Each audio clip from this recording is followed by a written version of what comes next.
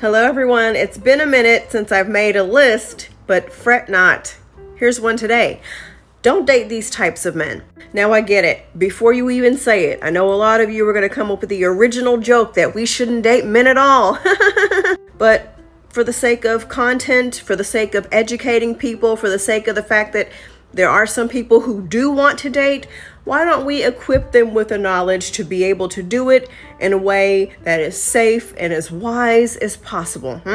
Let's dive in. Number one, someone with no job, no transportation, and no place of their own. Now, I do want to offer this disclaimer. If you are under the age of 26, because your brain doesn't really develop until about that age, realistically and in all fairness, because of the crazy capitalist society that we live in, I do not expect you to have your life fully together by 26. If you are someone who has their life fully together by 26, hats off to you. My life didn't start coming together until last year, so good on you. It's just realistically, a lot of younger people in their 20s are still figuring it out. Some are still in college. They're between careers as they sort things out.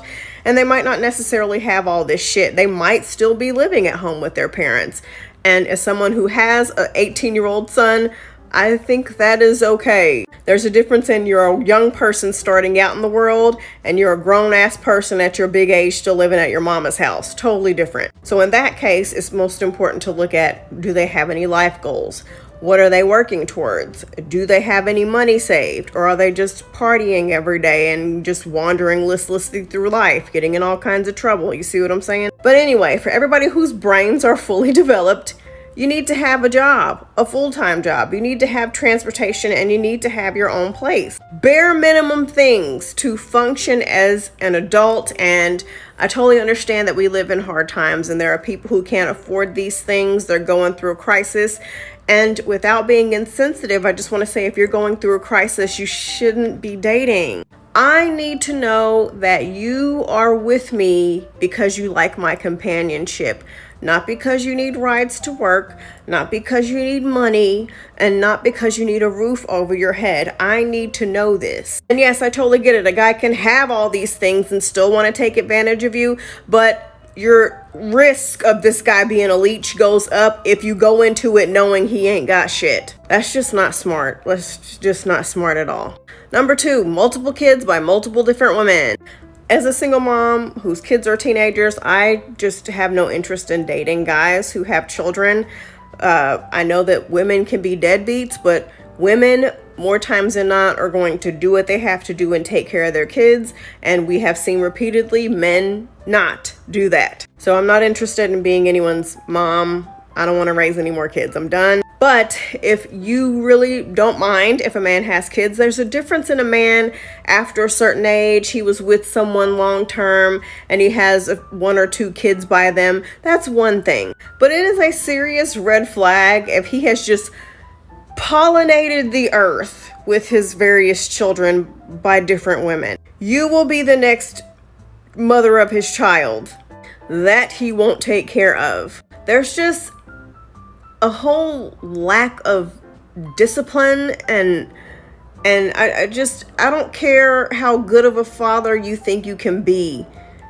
Having so many different children just spread all across the land, there's no way that you can give them the attention and the love and the focus that they need. And he's already shown you that he cannot commit to anyone. He's just got these little broken families spread everywhere. So what makes you think you're going to be any different? And a lot of times these men use women as free childcare. They want you to raise their kids for them so that they don't have to.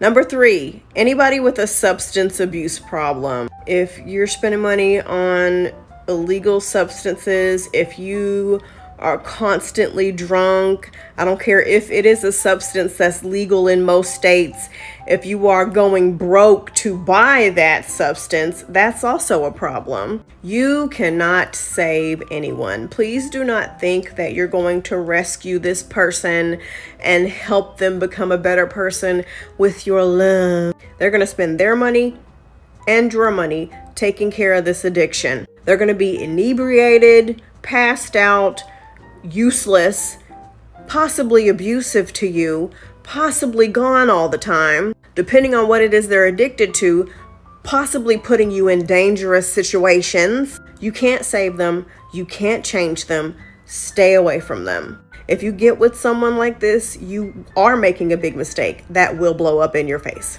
You will regret it. No other way to say it. Number 4, someone who has legal troubles.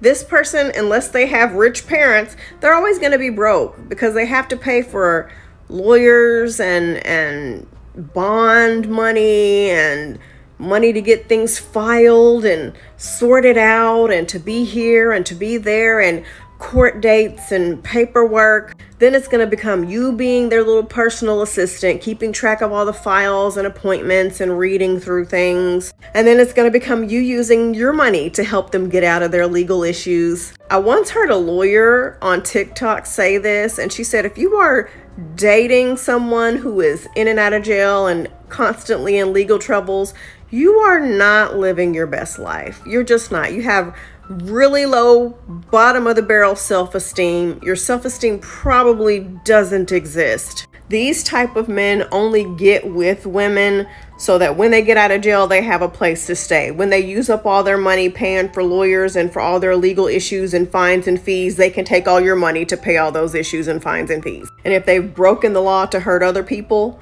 or if they don't even give a fuck about themselves to do right, what makes you think they're going to do right by you? I'm just saying. Number 5, somebody who is still married. I don't care what he tells you. We're almost divorced. We're separated. The marriage was over a long time ago. If they are still married, they are off limits. If you can't even do right legally and wait until you are legally divorced, ain't no telling what you're gonna do with me in our relationship. I don't trust you. And most of these men be lying anyway when they tell you, well, the relationship's been over. Oh, we're separate. No. If you're still married, we are not going to be together. Which leads me to number 6, somebody who is still living with their ex. Listen, I totally get it. They broke up and they just can't afford to live on their own. Or they're divorced and they just want to stay in the same household for the kids. You know what? Everybody's situation is different. I love that for you, but I just don't trust it. I don't want to have anything to do with it. When you can get your own place, then you might be a good candidate for somebody to date you. But if you're still wrapped up so deeply in the life of your ex to where you're living with them, I don't want to be involved in that. It just seems a bit odd and inappropriate to me. I don't know. Number 6, they have self-induced health problems. I'm not talking about a disability that they were born with or they were diagnosed with some terminal illness or something serious that they just couldn't help. Life happened. I'm talking about you fucked over your own life.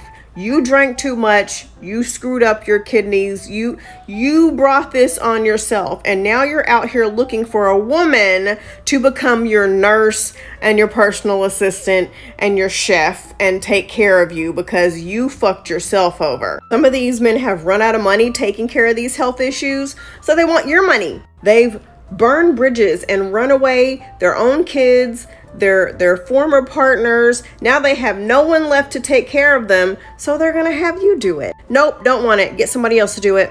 Number 8, 50-50 red pill types. If he believes in let's go 50-50 on bills, if he believes in he wants his women to submit and all this stuff, stay away from him. Your life is gonna be hell. He's going to drag you through the mud. You might think you want that lifestyle, but once you live it, you're going to realize you made a huge mistake. These men are going to exploit you for your free labor, for your sex, for your money, for your time, and then leave you high and dry and go on to the next person. Number 9, somebody who's religious. Notice I put an asterisk by it. You want to know what their beliefs are because they might be religious and try to manipulate you into serving them into a situation where they can cheat on you and they want you to be okay with it. They can trap you with kids. Number 10, someone who is broke. I've said this before and I'll say it again. If you ain't got no money, you don't need to be dating right now. You got other things you need to be worrying about, like getting your life together. I ain't judging. I've been there before, but dating should be the last thing on your mind. What do you think? What would you add to the list?